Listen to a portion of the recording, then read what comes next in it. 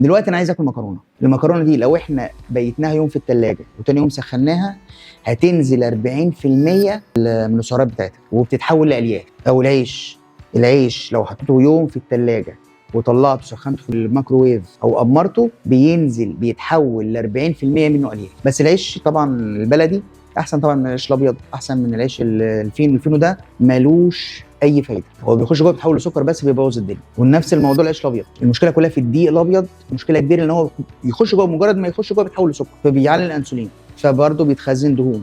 تمام. لكن موضوع انك تحرم نفسك لا، مش موضوع حرمان، بس طبعا ما يبقاش كتير. يعني باكل، انا نفسي اكل مكرونه، لكن في الطبيعي لا، انت كل رز، بدل المكرونه كل رز.